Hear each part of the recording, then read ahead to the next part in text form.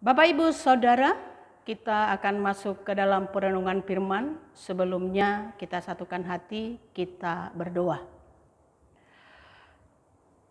Bapa kami yang bertahta di dalam kerajaan sorga, pujian syukur Tuhan kami hanturkan ke dalam tahta kerajaan-Mu di malam hari ini, di mana Tuhan persatukan kami dalam ibadah rumah tangga, kami pribadi lepas pribadi. Dan pada saat ini kami mau bersekutu mendengarkan firman Tuhan. Oleh karena itu hadirkanlah kuasa Roh Kudus-Mu untuk memberikan pengertian buat kami, supaya apa yang kami dengar dan kami renungkan dapat kami lakukan dalam kehidupan hari lepas hari kami. Terima kasih Bapa, kami serahkan peribadahan ini dari awal sampai mengakhirinya nanti. Hanya di dalam nama Yesus Kristus kami berdoa dan mengucap syukur. Amin. Bapak, Ibu, Saudara, firman yang sampai kepada kita yang diambil dari Nehemia 4 ayat 6. Sebelumnya mari kita berdiri. Kita akan membaca yaitu Nehemia 4 ayat 6, demikian firman Tuhan. Tetapi kamu terus membangun tembok sampai setengah tinggi dan sampai ujung-ujungnya bertemu, karena seluruh bangsa bekerja dengan segenap hati. Demikian firman Tuhan buat kita di malam hari ini. Berbahagialah mereka yang mendengarkan dan merenungkan dan melakukan firman Tuhan. Terpujilah Kristus. Haleluya.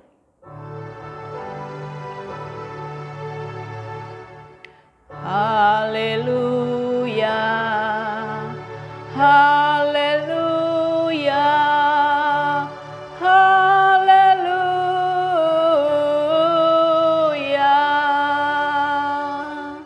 Jemaat Tuhan dipersilahkan duduk kembali. Bapak, Ibu, Saudara dalam Yesus Kristus, salah satu kekuatan dari sebuah negara adalah membuat pertahanan secara fisik. Dan tujuan pertahanan itu, Bapak, Ibu, Saudara, adalah untuk membentangi diri dari serangan-serangan musuh. Dan lemahnya atau rapuhnya sebuah benteng yang dibuat akan tercermin kepada kelemahan sebuah negara.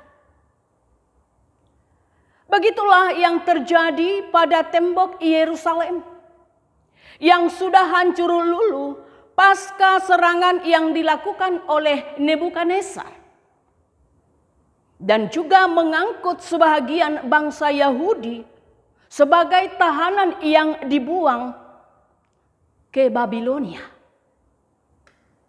Tentu Bapak, Ibu, Saudara, dengan hancurnya tembok Yerusalem itu, maka membuat keberadaan bangsa Yahudi menjadi bangsa yang hancur.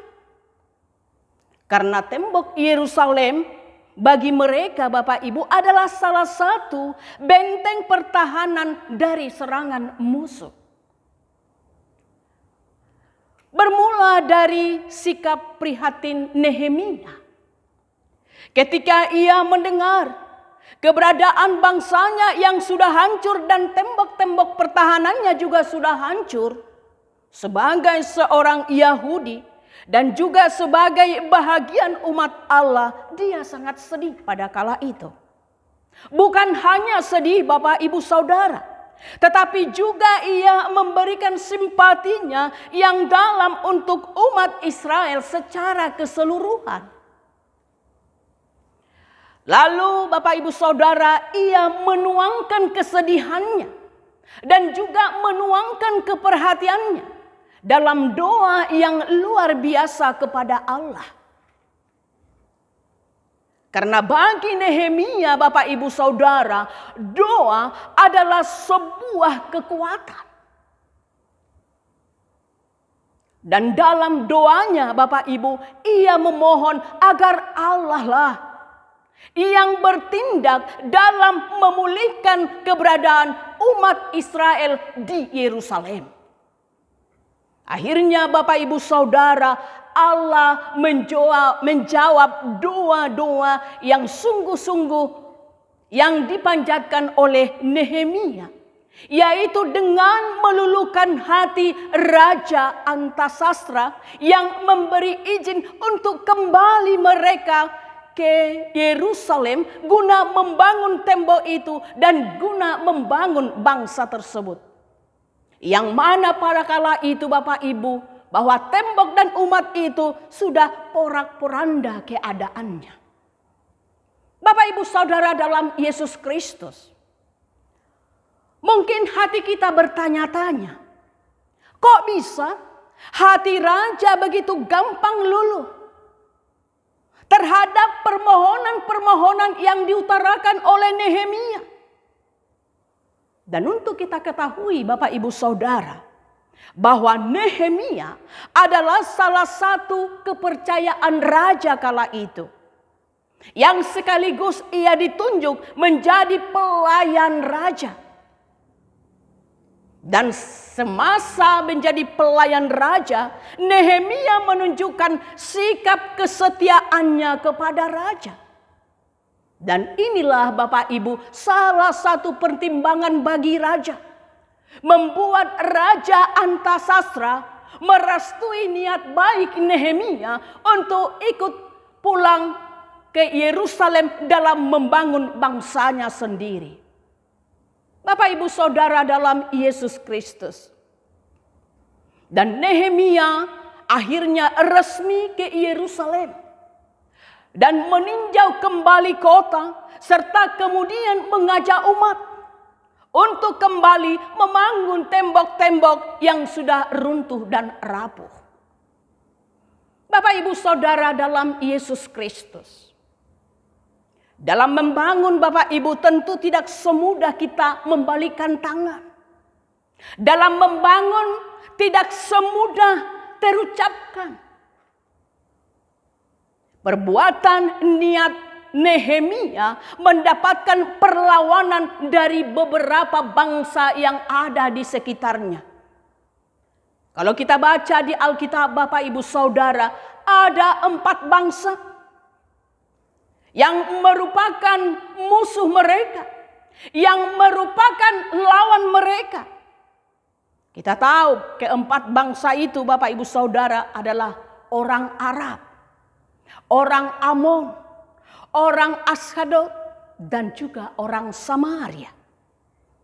Ini menunjukkan Bapak Ibu bahwa benar-benar Yerusalem dikepung oleh musuh.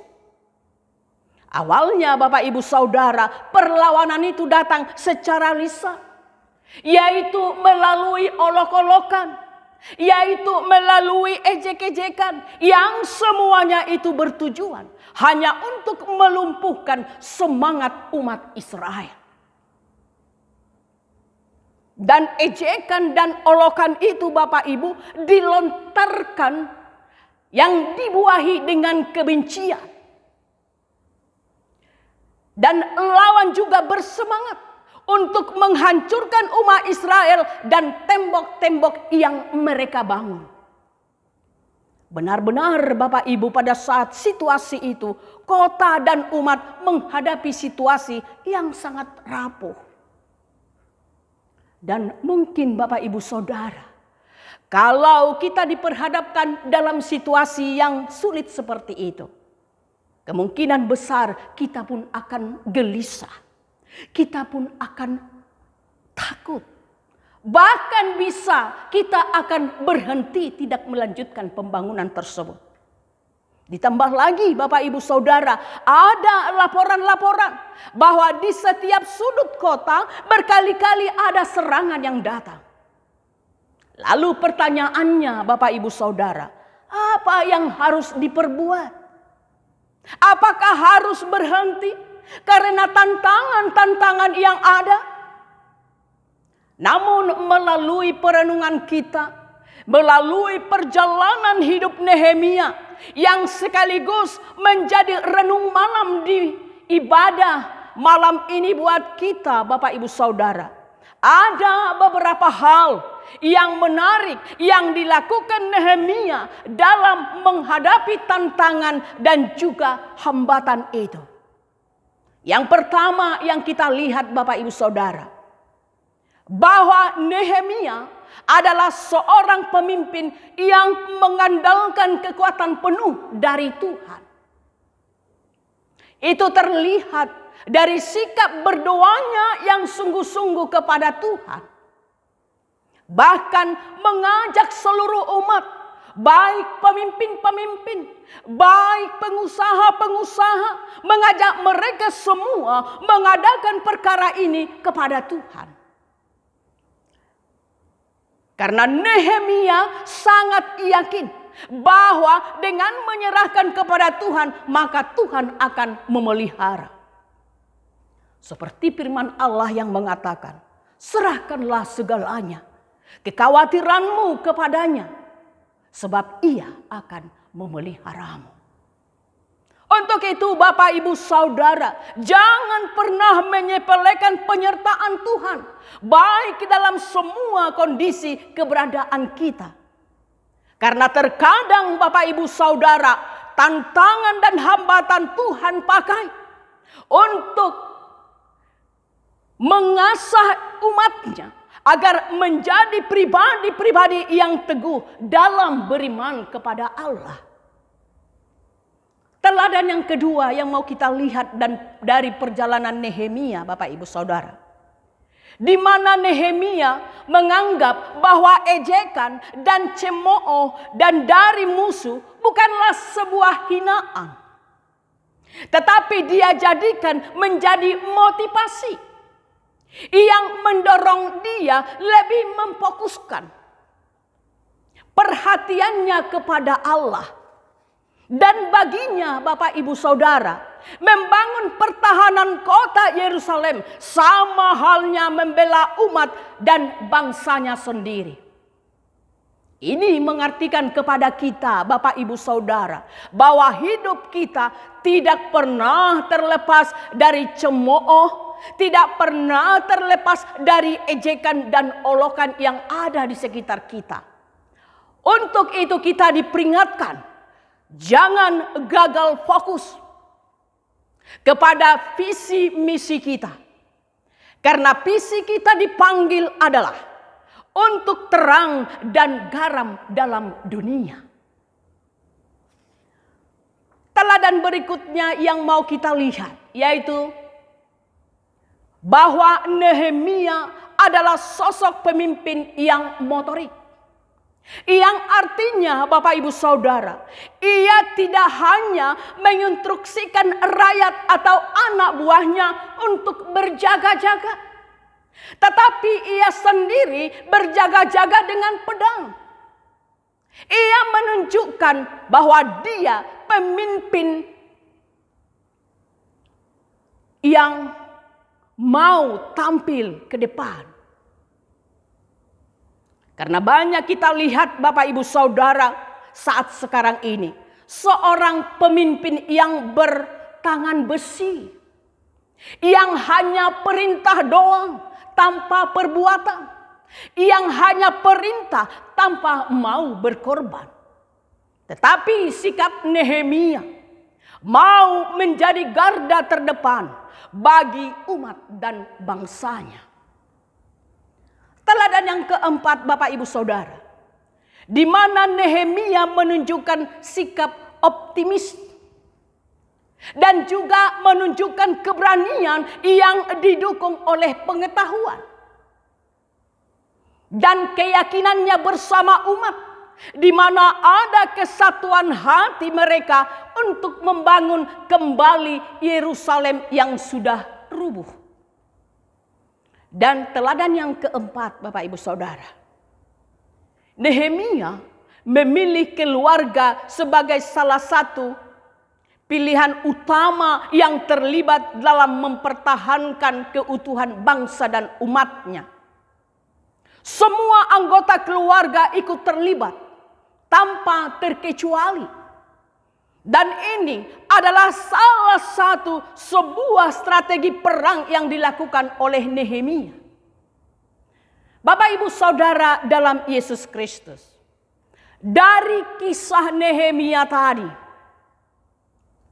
maka dapat memaknai bahwa dalam menghadapi situasi pelayanan dan pengembangannya, tentu kita tidak pernah terlepas dari berbagai ancaman, dari berbagai tantangan yang sangat mungkin dapat melumpuhkan semangat juang kita. Secara umum Bapak Ibu Saudara, kita menghadapi tantangan terutama dari pihak-pihak yang tidak mau menerima kehadiran gereja. Dan ancaman itu Bapak Ibu bisa datang secara fisik dan juga bisa datang melalui pelumpuhan mental, terutama iman percaya kita kepada Allah. Oleh sebab itu Bapak Ibu Saudara, dalam situasi apapun harus kita tetap berjaga-jaga. Dan cara kita berjaga-jaga Bapak Ibu bukan dengan pedang, bukan dengan tombak, tetapi adalah dengan doa. Dan doa yang kita lakukan Bapak Ibu bukan hanya dilakukan oleh satu orang, bukan hanya dilakukan oleh dua orang, bukan hanya dilakukan oleh sekelompok orang, tetapi doa yang harus dilakukan adalah segala doa oleh seluruh jemaat. Bahkan Bapak Ibu Saudara, anak-anak kita di rumah pun kita libatkan dan kita ajar untuk mendoakan gereja dan pelayanannya.